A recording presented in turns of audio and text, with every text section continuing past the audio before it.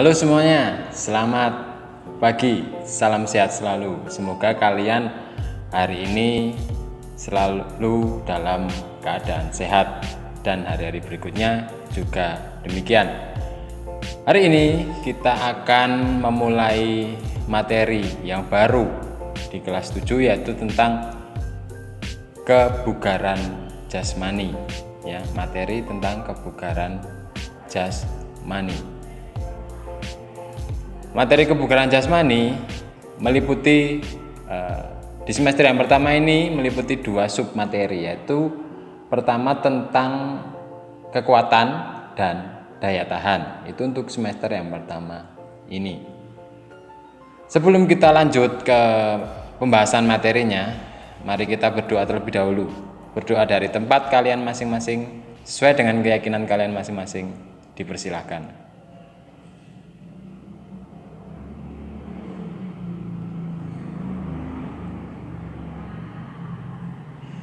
Cukup. Selanjutnya saya akan membacakan tujuan pembelajaran kita hari ini, hari yang pertama.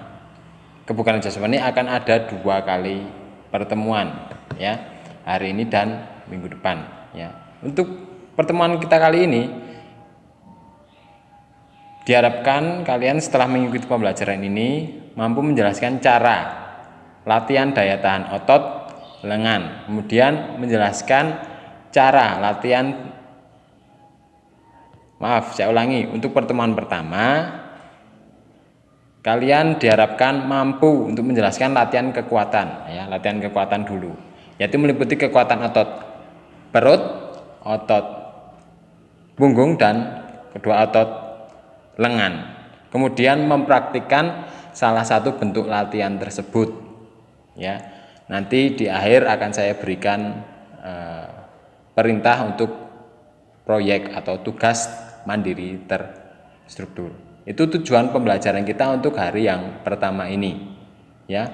Untuk hari yang kedua, ya, karena ini akan saya jadikan satu penjelasan saya, jadi saya bacakan juga untuk hari yang kedua, yaitu kita belajar latihan daya tahan, yaitu kalian mampu menjelaskan cara latihan daya tahan untuk otot lengan dan otot tungkai, ya.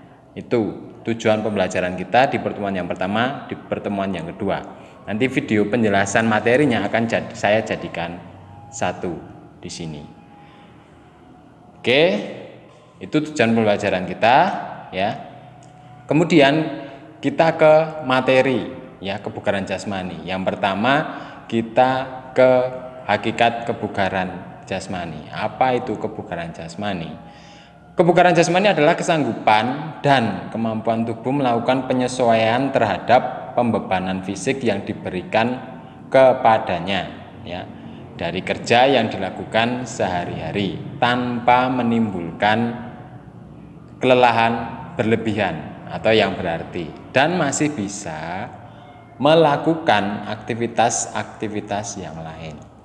Ya, jadi itu kebugaran jasmani, kemampuan tubuh untuk melakukan penyesuaian terhadap aktivitas seharian, tapi tanpa menimbulkan kelelahan yang berarti. Jadi setelah melakukan aktivitas dari pagi sampai sore misalnya, ya, tidak menimbulkan kelelahan, ngos-ngosan atau apapun yang berdampak pada dia tidak bisa melakukan aktivitas yang lain. Tetapi ini masih memiliki tenaga sisa untuk melakukan aktivitas yang lain. Itu yang dimaksud dengan kebugaran, ya, kebugaran jasmani, ya.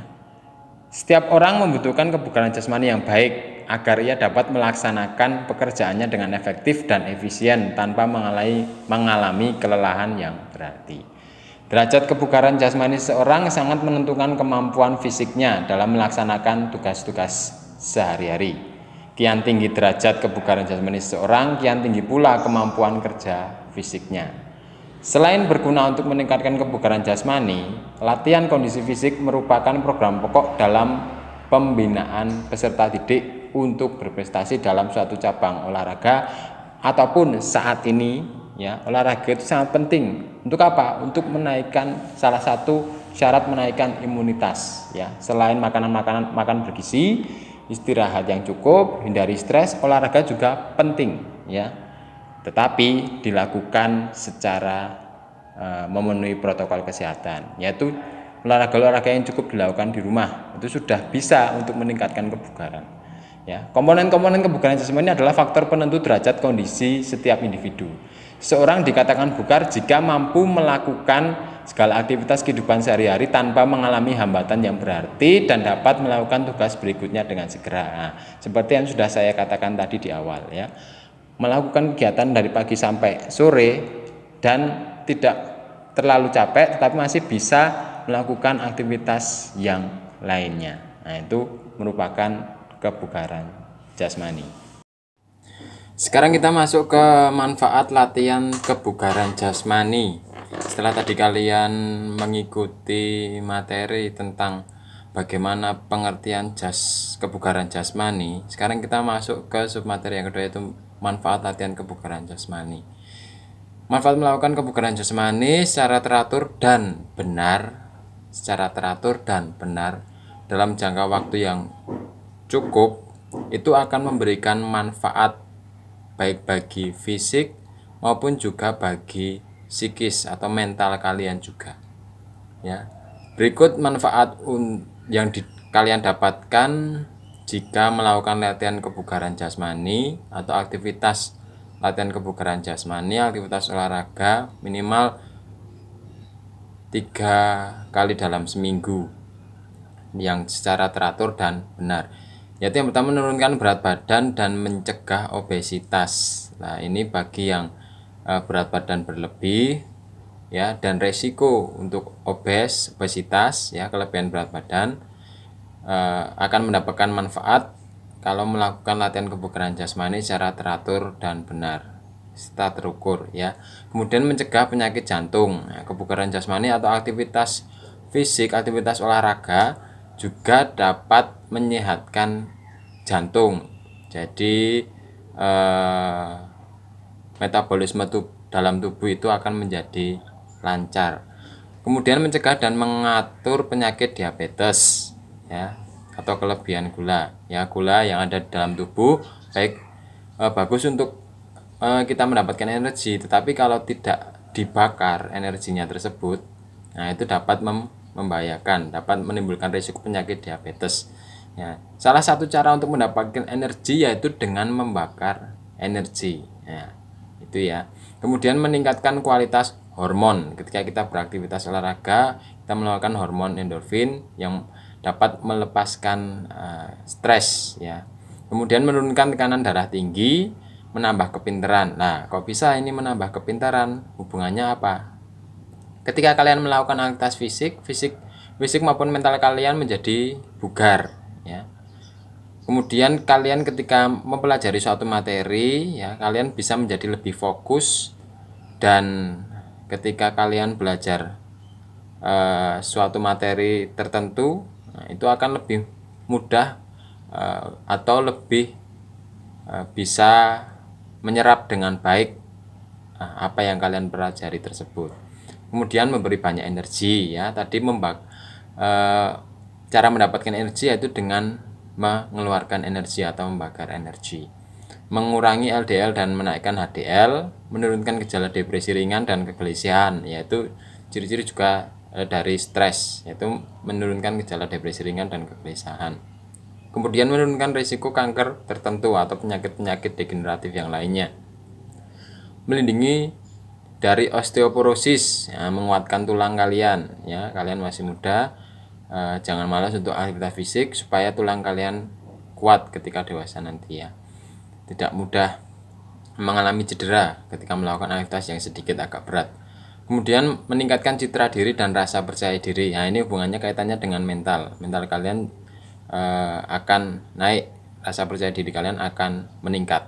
Meningkatkan mood, membuat awet muda, dan yang terakhir membuat kalian atau anak-anak selalu aktif, ya. Jadi berbeda antara seseorang yang sering melakukan aktivitas latihan kebugaran jasmani dengan yang jarang atau tidak sama sekali melakukan aktivitas. Nah, itu akan berbeda terlihat dari keaktifan, ya, keaktifan.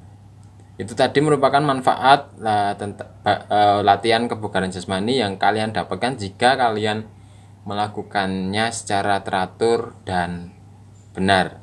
Selanjutnya kita akan masuk ke bentuk-bentuk aktivitas latihan kebugaran jasmani. Terutama kita akan fokus ke dua unsur kebugaran jasmani, yaitu kekuatan dan daya tahan. Masuk ke bentuk-bentuk aktivitas latihan kebugaran jasmani. Latihan kebugaran jasmani merupakan salah satu syarat yang sangat diperlukan dalam usaha peningkatan kebugaran jasmani seseorang. Dapat dikatakan sebagai keperluan dasar yang tidak dapat diabaikan. Karena banyaknya macam sikap gerak yang harus dilakukan, maka perlu disiapkan berbagai unsur kondisi fisik sebaik-baiknya. Untuk mencapai hal tersebut, unsur-unsur kebugaran jasmani perlu untuk dilatih. Ya. Unsur-unsur kebugaran jasmani antara lain, ya, ini untuk tambahan pengetahuan saja. Selain kedua unsur yang akan kita pelajari nanti, yaitu kekuatan dan daya tahan, ada beberapa unsur-unsur kebugaran jasmani yang lain, yaitu yang pertama strength atau kekuatan. Nah, ini yang akan kita pelajari. Kemudian power, daya. Kemudian yang ketiga speed atau kecepatan. Kemudian yang keempat yaitu flexibility atau kelenturan. Yang kelima agility atau kelincahan. Yang keenam yaitu endurance, nah, yaitu daya tahan yang akan kita pelajari nanti. Dan yang ketujuh stamina atau daya tahan kecepatan. Ya. Selain itu juga masih ada koordinasi reaksi, ya, itu juga merupakan unsur kebugaran jasmani. Pada bagian ini akan dipaparkan bentuk-bentuk latihan kebugaran jasmani, kekuatan dan daya tahan otot. Ya, sekarang kita masuk ke aktivitas latihan kekuatan. Kekuatan adalah kemampuan otot terhadap suatu ketahanan akibat suatu beban. Ya, saya ulangi sekali lagi. Kekuatan adalah kemampuan otot terhadap suatu ketahanan akibat suatu beban. Ya, beban tersebut dapat dari bobot badan kalian sendiri atau dari luar atau external resistance. Ya. Kekuatan dapat ditingkatkan dengan latihan yang menimbulkan tahanan. Ya, misalnya mengangkat, mendorong dan menarik. Latihan akan memberikan dampak pada peningkatan kekuatan bila beban yang menimbulkan tahan tersebut maksimal atau hampir maksimal kekuatan kalian masing-masing. Jadi porsi setiap orang itu berbeda. Ya, misalnya si A mampu mengangkat beban katakanlah 30 kilo. Tapi si B belum tentu dia juga bisa mengangkat beban 30 atau lebih dari beban si A. Jadi setiap individu, setiap anak walaupun usianya sama, tetapi porsi badannya atau porsi aktivitas latihannya itu akan berbeda. Jadi setiap individu itu berbeda porsi masing-masing. Jadi menggunakan ukuran tubuh kalian, badan kalian. Ya. Kekuatan adalah kemampuan otot untuk melakukan kontraksi guna membangkitkan tegangan terhadap suatu tahanan. Kekuatan otot adalah komponen yang sangat penting untuk meningkatkan kondisi fisik secara keseluruhan. Ya. Itu tadi pendahuluan untuk pengertian tentang kekuatan. Sekarang kita ke bentuk-bentuk latihan kekuatan secara sederhana yang bisa kalian lakukan di rumah tanpa menggunakan alat, hanya menggunakan beban dari bobot badan kalian sendiri. Yang pertama kita ke aktivitas latihan kekuatan otot perut, ya, dengan sit up. Nah, ini mungkin kalian juga kalian familiar dengan gerakan sit up, ya. Bagaimana cara melakukan sit up yang baik dan benar, ya, sambil menyimak video menyimak video ya, video sit up. Nah, saya akan menerangkan bagaimana gerakan sit up yang benar. Yaitu yang pertama, tidur terlentang ya, kedua lutut ditekuk dan kedua tangan diletakkan di belakang kepala ya. Jadi kedua tangan menyatu diletakkan di belakang kepala. Angkat badan ke atas hingga duduk. Kedua tangan tetap berada di belakang kepala. Jadi ketika mengangkat badan sampai duduk, kedua tangan tidak boleh terlepas dari belakang kepala. Kedua-duanya tangannya menyatu, tidak boleh lepas ya. Kemudian lakukan gerakan ini berulang-ulang ya, minimal ya 1 menit ya, atau berapa kali hitungan ya, misalnya tergantung dari kondisi badan kalian. Itu merupakan aktivitas latihan kekuatan otot perut yang bisa kalian lakukan di rumah ya, seperti di video ya.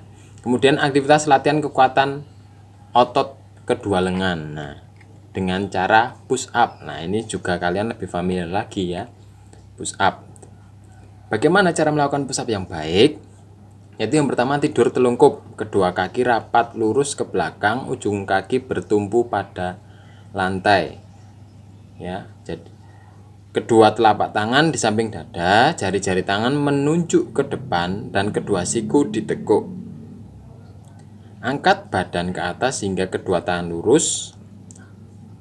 Ini perlu diperhatikan. Badan dan kaki merupakan garis lurus. Jadi dari kepala sampai ujung kaki, nah itu lurus ya. Naiknya lurus, turunnya juga lurus. Tidak hanya punggungnya saja, pantatnya saja, perutnya saja. Nah itu kebanyakan dari kalian masih melakukan seperti itu. Kemudian badan diturunkan kembali dengan jalan mengunggulkan kedua siku. Badan dan kedua kaki tetap lurus. Sekali lagi ya, tetap lurus. Itu merupakan cara atau standar melakukan push up yang benar. Dan tidak menyentuh lantai, yaitu ditahan, tidak sampai menyentuh lantai. Bagian dada kalian, perut, atau bagian bawah tubuh kalian yang posisi tengkurap tidak menyentuh lantai. Kemudian lakukan latihan ini berulang-ulang. Bisa kalian menggunakan hitungan ya, 20 minimal, atau 10 atau 30 ya, selama 1 menit ya. Kemudian atur nafas kalian ketika kalian mengangkat badan kalian naik. Nah itu kalian menghembuskan nafas, dan kemudian ketika turun kalian menghirup oksigen ya, dan menghirup oksigen dari hidung ketika turun, kemudian membuangnya ketika naik melalui mulut. Nah itu cara melakukan pernapasan ketika push up ya. Kemudian yang ketiga itu aktivitas latihan kekuatan otot punggung dengan back up ya.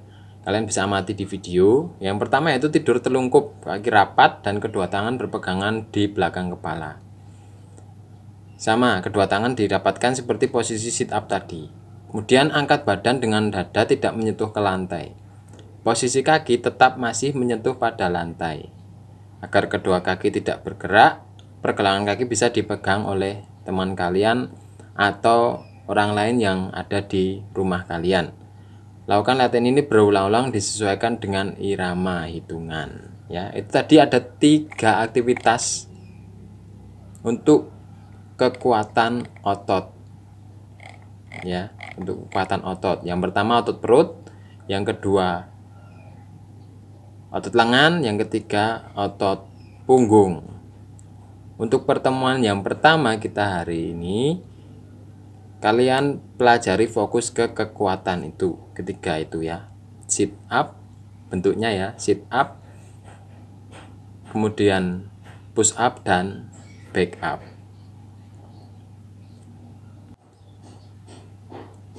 Untuk pertemuan kedua, kita masuk ke daya tahan otot ya.